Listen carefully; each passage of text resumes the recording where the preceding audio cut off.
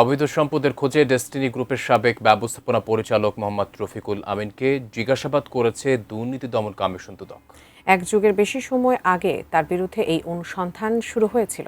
ইতোমধ্যে দুর্নীতির মামলায় এক যুগ জেল খেটে বের হয়েছেন তিনি। ডেস্টিনি গ্রুপের সাবেক ব্যবস্থাপনা পরিচালক মোহাম্মদ রফিকুল আমিনের বিরুদ্ধে এক যুগেরও বেশি সময় আগে অনুসন্ধানে নামে দুর্নীতি দমন কমিশন দুদক। তার বিরুদ্ধে শত শত গ্রাহকের হাজার কোটি টাকা আত্মসাতের অভিযোগ ছিল। 2012 সালে রফিকুল আমিনের বিরুদ্ধে ডেস্টিনি মাল্টিপারপাস কোঅপারেটিভ সোসাইটি এবং ডেস্টিনি ট্রি প্লান্টেশন লিমিটেডের মাধ্যমে 4000 কোটি টাকার বেশি আত্মসাৎ ও পাচারের প্রমাণ পায় দুদক।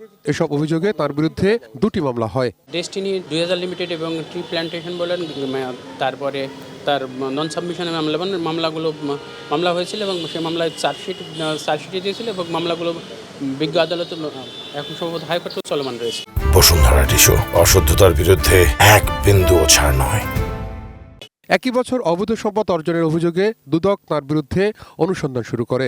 তখন তিনি সম্পদ বিবরণী দাখিল না করায় মামলা করে দুর্নীতি দমন কমিশন।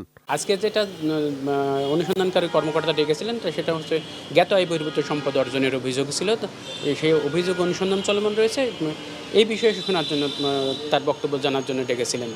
শুধু তাই না, উনি সহ ডেস্টিনি 2000 লিমিটেডের আরও দুজন পরিচালককে ডাকা হয়েছিল। তাদের জ্ঞাত আয় বহির্ভূত সম্পদ অর্জনের অভিযোগ অনুসন্ধান চলমান রয়েছে তার জন্য।